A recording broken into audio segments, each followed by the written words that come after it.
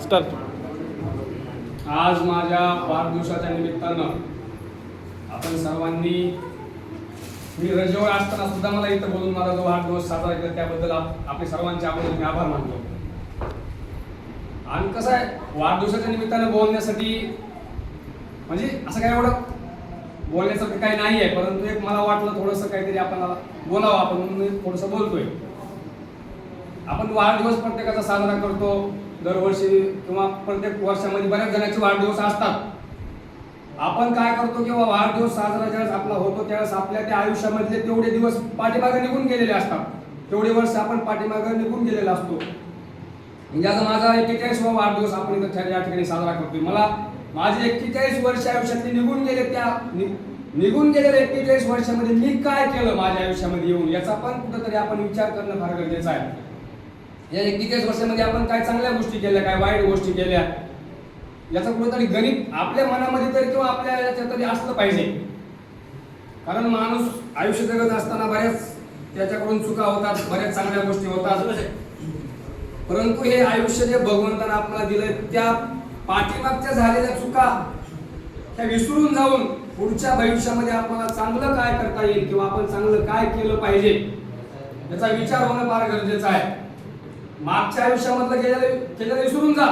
जर काय तुमच्या हातून काय चुकीचं घडलं असेल ते विसरायचं आणि पुढं आयुष्य जगत असताना चांगल्या गोष्टी करण्याचा प्रयत्न करायचा. आता बघा, सध्या एक काशीनाथ मिश्रा म्हणून आपल्या याचे जगन्नाथपुरीचे ब्राह्मण आहेत, त्यांनी आता बऱ्याच ठिकाणी म्हणजे फेसबुकला बघत असतात त्यांचे व्हिडिओ आले, भविष्यवाणी काय ग्रंथ त्यांनी सुद्धा लिहिला आहे.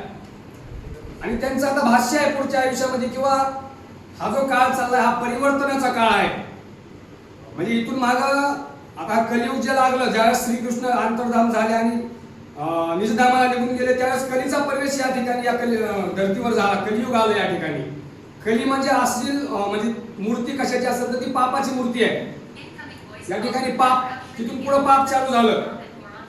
परंतु पाप जरी चालू झाला असला तरी या कलियुगामध्ये उद्धाराचा मार्ग त्या ठिकाणी सांगितला किंवा या कलियुगामध्ये नाम स्मरण देवाचं करणं किंवा देवाच्या सानिध्यामध्ये राहणं या गोष्टीमुळे आपला लवकर उद्धार होतो. बाकीच्या सतयुग, द्वापारयुग किंवा त्रेतायुगापेक्षा हे युग हे माणसाचा उद्धार करून घेण्यासाठी सगळ्यात श्रेष्ठ युग आहे.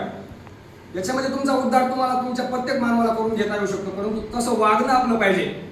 आणि तसं वागणं आपलं असण्यासाठी आपलं मन जे आहे हे सगळं आपलं आयुष्य जे आहे किंवा आपण जे जगतो, आपल्या मनामध्ये जे पाप वासना, चांगली वासना जे येते ती आपल्या सगळं मनातून सगळं म्हणजे होत असते, मनातून. आणि ते मन इतकं चंचल आहे की तुमचं एका क्षणामध्ये इथं तुम्ही बसलेत पण तुमचं मन अमेरिकेमध्ये जाते. एका क्षणामध्ये तुम्ही ऑल वर्ल्डमध्ये फिरून येऊ शकता. नुसतं तुमच्या मनामध्ये अमेरिकेत जायचंय, अमेरिकेत मन तुमचं इतकं मन चंचल आहे. पण त्या मनावर तितक्या चंचल असलेल्या मनावर ज्यानं नियंत्रण मिळवलं तोच या जगामध्ये सुखी राहू शकतो. आणि ते मन नियंत्रणामध्ये ठेवण्याचा प्रयत्न करा आणि त्या मनाला कुठेही सैरावैरा धावू देऊ नका. आता बघा, हे खरं तरी वाढदिवस साजरा करण्याचं एक फॅड आहे, मला तरी मान्य नाही आहे यामध्ये बरं का. म्हणजे असावं, साजरा करावा, आपला जन्मदिवस आपण साजरा करावा, पण त्याची बी पद्धती असावी साध्या पद्धतीने. ठीक आहे, आता तुम्ही आता अशा पद्धतीने केलं आपलं ठीक आहे, पण काही लोक काय करतात, डीजेवर नाचणं असेल, वेगवेगळ्या पार्ट्या देणं असेल, मांसाहार करणं किंवा दारू पिऊन नाचणं बर्थडे मध्ये, हे मान्य नाहीये. तुम्ही आपण देवाची जे जयंती करतो ते पण बड्डेच असतो ना, देवाची जे जयंती आपण म्हणतो तो पण वाढदिवसच आहे देवाचा. मग तिथं आपण दारू पिऊन नाचतो का?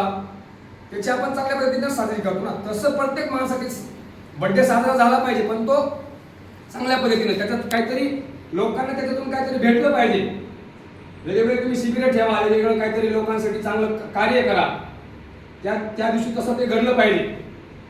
त्याच्यामुळे या वाढदिवसाच्या निमित्तानं मी एवढंच सांगेन की हा परिवर्तनाचा काळ आहे. या काळामध्ये जे चांगले वागले त्यांचंच भविष्य पुढे चांगलं होणार आहे आणि जे वाईट मार्गाला गेले त्यांचं भविष्य चांगलं नाही.